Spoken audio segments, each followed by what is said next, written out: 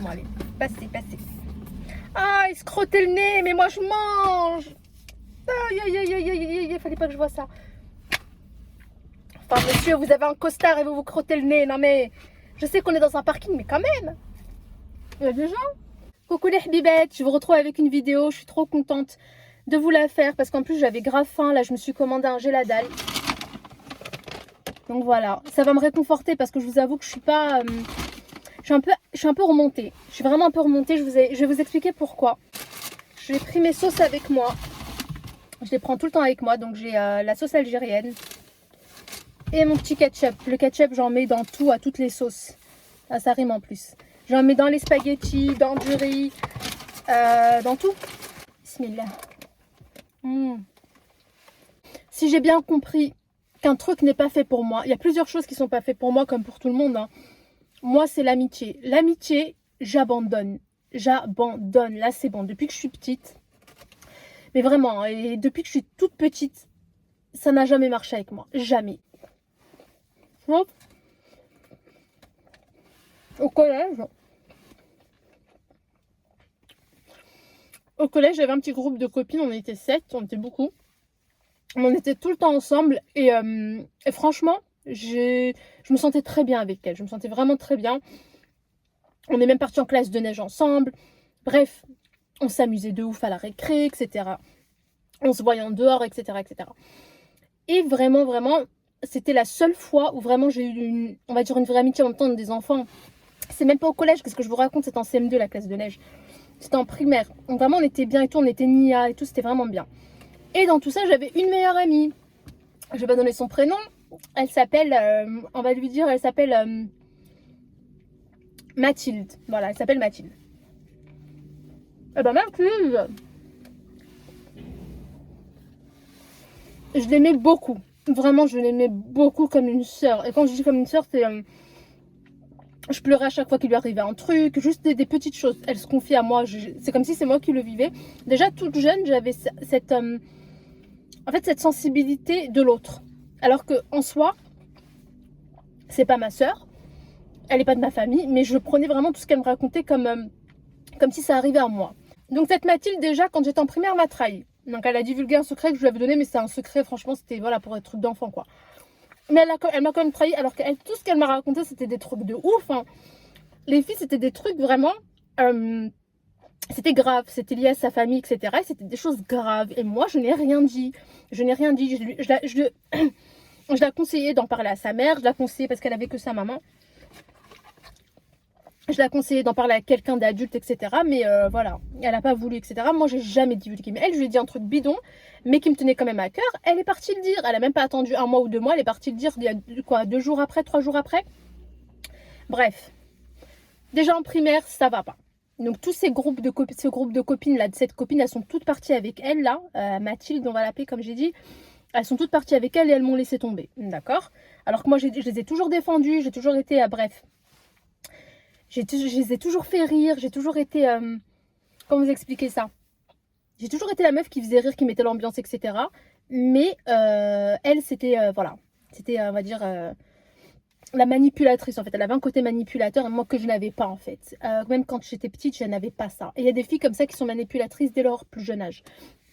Faut pas leur en vouloir, on est d'accord, parce que c'est des enfants, voilà, on est tous un peu manipulateurs quand on est enfant, mais là c'était vraiment voilà, de la manipulation où elle savait très bien que pour se mettre un tel dans la poche, il fallait dire telle chose sur l'autre, etc. Enfin bref. Donc là c'était fini. Moi je suis rancunière, aujourd'hui, hein, je suis très rancunière, très rancunière, mais c'est dû justement à tout ce que je vais vous raconter. Je suis rancunière en amitié, hein. Pas familial. Par contre, c'est vraiment trop bon. Après, tout ça, ça a fait que je me suis renfermée sur moi-même, déjà jeune. Et en fait, je traînais que avec les gens qui étaient reclus. Donc, je restais qu'avec ceux qui étaient un peu, on va dire, harcelés. Toujours. Je me suis toujours sentie proche de ces gens-là. Même si moi, j'ai jamais été harcelée. En fait, j'étais un peu un garçon manqué. Et en fait, je faisais un peu peur. Je faisais même peur aux mecs, pour vous dire. Donc voilà, moi on ne m'embêtait pas. On venait pas m'embêter, on me laissait tranquille. Ils savaient très bien. Et en plus j'ai des frères, bref, ils connaissaient mes frères, etc. Donc personne ne venait m'embêter. Mais par contre, bah, il y avait des gens qui se faisaient harceler, etc. Et moi je restais toujours avec eux. Et du coup on les laissait tranquilles. Je restais toujours avec ces gens-là. Et je m'entendais bien avec ces gens-là. C'est même pas que je restais avec eux par pitié, c'est que je m'entendais bien avec eux. Ce que j'ai compris, c'est que souvent ces gens reclus, en fait on leur laisse pas l'occasion de montrer leur personnalité. Et leur personnalité elle est vraiment belle. C'est vraiment des gens... Souvent c'est des gens sensibles. Souvent c'est des gens qui ils ont beaucoup à dire mais ils disent pas. Ils sont vraiment reclus sur eux-mêmes. Renfermés sur eux-mêmes. Et moi je passais vraiment de bons moments avec eux. En plus souvent ils sont drôles en fait, ils sont super drôles. Et ben ils le montrent pas parce que voilà, on leur laisse pas l'occasion de le montrer, on les harcèle. En gros ils ferment leur bouche, voilà. Moi j'apprécie rester avec ces gens là. C'est pas des amitiés qui ont duré, c'est pas des amitiés je dirais même. C'est juste en fait on restait ensemble pour rester ensemble quand en fait personne restait ensemble, personne restait avec nous. Voilà, on était un peu ceux qui ont été mis de côté. Moi c'était plus volontaire parce que je voulais vraiment pas... ça m'intéressait plus en fait d'avoir des copines, d'être dans un groupe, etc. Je voulais pas. Donc j'étais vraiment... En fait je me suis créé une carapace que j'ai encore aujourd'hui, mais je l'ai moins parce qu'avant c'était vraiment... Je m'en rends compte hein, avec le temps que c'était trop. J'avais une carapace de la meuf qui au moindre truc elle va démarrer. Donc je me suis inscrite au sport de combat. À la base je suis une passionnée de sport de combat depuis que je suis petite parce que j'ai grandi avec des mecs, donc j'ai que des frères. Mes frères ils ont fait du karaté, l'un il a fait de la lutte. Et moi, j'ai voulu faire du taekwondo, ça a toujours été mon rêve, mais j'en ai pas fait parce qu'il n'y avait pas de salle à côté de chez moi, de club. Donc j'ai fait du kickboxing. Donc moi là-bas, j'aime pas les jeux de poings, mais là il y avait des jeux de jambes, avec les poings ça le faisait, j'aimais bien. Franchement j'étais douée, c'est pas pour me vanter. J'avais fait pendant 4 ans, 5 ans. Après j'ai dû arrêter parce que voilà, j'ai fait le tour.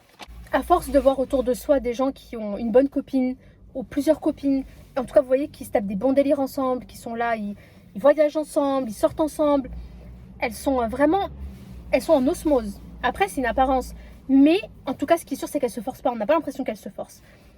En fait ça me manque, je dis la vérité, c'est un besoin, c'est pas vital, hein. Je sais que c'est pas vital, je peux m'en passer, mais je me dis pourquoi les autres et pas moi. Donc Coca Chéri et tarte au daim. Donc j'ai essayé récemment de me relancer dans le game de l'amitié.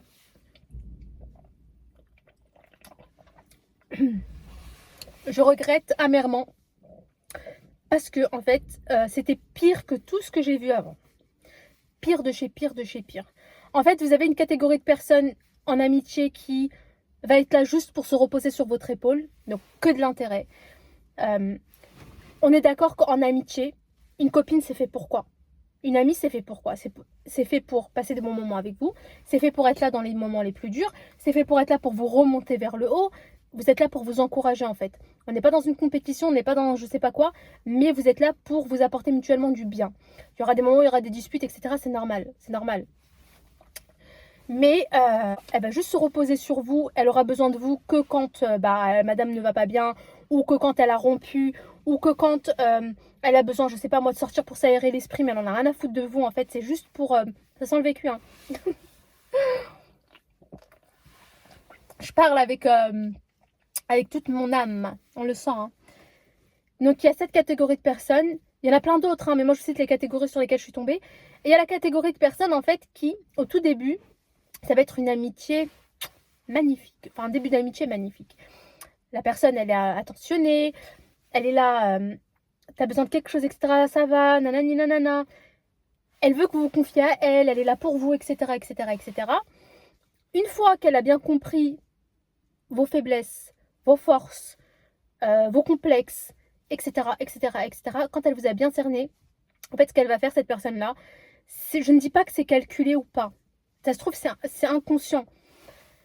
Mais cette personne-là, elle est là pour une seule chose, c'est pour se mettre au même niveau que vous. Mais elle veut vous dépasser quand même. C'est-à-dire, elle veut que vous soyez au même niveau ou elle vous dépasse.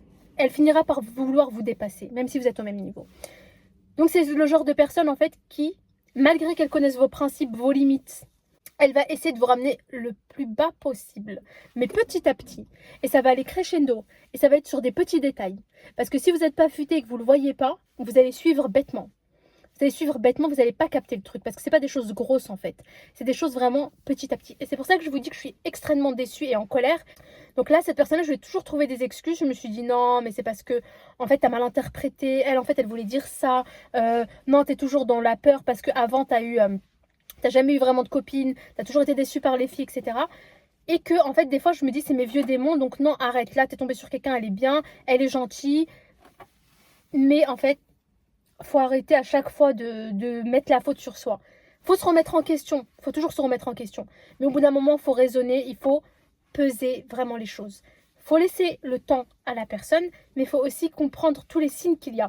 Donc bref, cette personne-là, elle va faire quoi? Elle va essayer, en fait, de vous amener vers les choses qu'à la base, vous n'allez pas vers ces choses-là. C'est-à-dire, vous avez vos limites, vos principes, comme je vous ai dit. Elle va essayer petit à petit de vous convaincre d'y aller. Donc, en fait, ce sont des mauvaises fréquentations. Ce sont des personnes, en fait, qui veulent vous pervertir, mais à petit feu. Alors, je ne pensais pas qu'à notre âge, à nous, enfin, voilà, à mon âge, il y avait encore des gens comme ça, des femmes comme ça. Je pensais que c'était surtout à l'adolescence, vers 18-20 ans, ça commence un peu à vouloir inciter les gens au mal. Pour qu'en fait, la personne déculpabilise et qu'elle se dise qu'elle n'est pas seule. Mais en fait, ça continue à l'âge adulte, ça continue après. Et ça m'a déçue parce que je me suis dit, c'est... En fait, je suis pas tombée dans ça quand j'étais plus jeune, mais c'est pas maintenant, en fait, que la personne va essayer de me faire ça. En fait, je suis pas bête. Après, j'ai capté son jeu assez rapidement, en fait. Au début, je doutais, je me suis dit, non, arrête, nanani, nanana, tu deviens parano. Après, j'ai compris, mais j'ai laissé faire. J'ai compris, j'ai laissé faire. J'ai essayé d'aller un petit peu...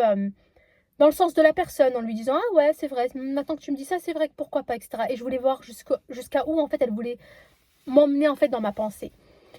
Et bah c'est que récemment, il y a 2 jours en fait, il y a tout simplement 2 jours en fait, elle a dit la chose qu'il fallait pas, la chose de trop. Et en fait, je vais pas vous dire ça en vidéo, je vais pas vous dire clairement les choses, mais elle m'a clairement donné un conseil qui pour elle est un très bon conseil, mais qui était très déplacé. En fait, c'était un conseil très déplacé. Je vais pas dire ce que c'est parce que c'est franchement c'est choquant, c'est choquant. Alors moi je me suis pas mise en colère, je me suis pas excitée parce que c'était tellement évident. Quand les choses sont évidentes, vous voulez même plus vous énerver, vous voulez juste vous débarrasser de la personne, ne plus la voir en fait. En fait, à l'instant où elle me l'a dit, où elle m'a donné son conseil précieux, elle a vu que c'était fini en fait. Si je veux plus te voir. Alors là, tu dégages de ma vue, dégage. Des gens comme ça, c'est des gens en fait qui eux-mêmes ne sont pas satisfaits de leur mode de vie. Que en fait, ce qu'ils veulent, c'est absolument quand ils ont en face d'eux quelqu'un qui a un minimum, je dis bien un minimum de principe, ça les titille, ça les dérange. À ce moment-là, ne côtoyez pas les personnes qui n'ont pas les mêmes délires que vous, les mêmes principes que vous. Allez vers ceux qui ont votre niveau. Moi, en fait, je suis quelqu'un qui ne juge pas les gens. Je ne juge absolument pas. C'est pour ça que je peux être copine avec n'importe quel type de personne parce que je sais que je ne suis pas influençable. Alors, je sais que je ne suis pas influençable. Il ne faut pas être sûr de soi. On ne sait jamais. Mais je me suis forgée. Je sais ce que je vaux. Je connais mes limites. Je connais mes forces. Mes faiblesses, je les connais aussi. Quand je vois que ma faiblesse commence à apparaître, je stoppe. C'est un mécanisme de protection. Donc, en fait, ces gens-là, ils veulent absolument que vous soyez moins qu'eux ou comme eux. Alors que moi, en fait, mon but, c'était quoi? Pourquoi est-ce que je ne suis pas quelqu'un qui va choisir forcément son type de copine? Non, je veux qu'elle ait les mêmes principes que moi. Je veux qu'elle ait à peu près le même mode de vie que moi. Non, moi, je ne suis pas comme ça. Donc, pour moi, en fait, mon but, c'était quoi? Parce que je connaissais ses failles en fait, je savais qu'il y a des choses qu'elle faisait, qu'elle n'était pas fière d'elle. Moi ce que je voulais en fait c'est l'aider à arrêter tout ça, mais petit à petit, sans forcer, sans rien. L'aider en fait en lui montrant qu'on peut être mieux sans ça, tout simplement. Moi c'était vraiment mon but, et parce que j'appréciais beaucoup la personne. Mais la personne en fait c'est pas son but en fait de prendre le bon de vous. Son but c'est de donner le mal qu'elle a, elle veut vous le donner à vous aussi en fait. Elle veut partager ce mal-là. Ce mal-être-là, ces choses qu'elle a du mal en fait à contrôler, elle veut que ce soit partagé. C'est ça le problème, c'est ça leur problème à ces gens-là. Et c'est pour ça que ces gens-là, en fait, seront souvent entourés de gens comme eux, ou pire qu'eux. Et c'est dommage, hein, parce que si on ne s'entraide pas, si on ne se remonte pas vers le haut, à quoi ça sert? Pour moi, une amitié, c'est pas ça. Pour moi, une amitié, c'est vraiment s'entraider. Il y aura des moments où la personne sera en deuil. Il y aura des moments où la personne, elle va divorcer, ou je ne sais pas moi. Et à ce moment-là, en fait, il y aura certes l'aide familiale, psychologique, mais il y aura aussi l'aide d'une copine, d'une bonne amie. Surtout si vous avez pas eu de sœur, vous manque cette affection. C'est pas que ça vous manque, mais si c'est là, c'est bien. En fait, cette petite oreille attentive, comme une grande sœur, comme voilà, juste un peu de hanan en fait. Le problème, c'est qu'avec ces gens-là, leur but, c'est de passer des bons moments avec vous, mais c'est aussi en fait d'être au même niveau que vous, de vous mettre au même niveau. Donc voilà. Donc trop bon, trop con, moi j'abandonne. Et dans cette vidéo, je le dis officiellement, fini, je veux plus. Je ne veux plus. Plus d'amis, pas de copines, pas de copines. Ah bon. Vous savez que cette histoire-là, elle m'a rendue malade. Ça m'a rendue malade parce que je me suis tellement cassé la tête à comprendre pourquoi, dans quel but faire ça. Pourquoi m'avoir dit ça? Pourquoi m'avoir conseillé ça? Pourquoi m'amener vers le bas comme ça? Pourquoi essayer de... Mais c'était petit à petit, hein. C'est... Ce qu'elle m'a dit là, c'était juste une miette par rapport à ce qu'elle m'avait dit avant en fait. Ça veut dire que c'était crescendo. Et là, c'était en fait la goutte d'eau. Et alhamdoulilah, je suis éveillée. Je suis quand même... je sais quand même ce que je vaux. Et non. Donc voilà, non. Donc, on est tous faibles. On est faibles déjà à la base. Alors si on doit avoir en face de soi des gens qui nous ramènent vers le bas, mais on va descendre la tête en première. Moi, je peux pas de ça. Et je me suis souvenue à ce moment-là, en fait, donc quoi, c'est un mécanisme de défense. Je me suis souvenue à ces moments-là, avant de la connaître, en fait, où j'étais vraiment genre sans copine, sans rien. Comment j'enviais ces moments-là.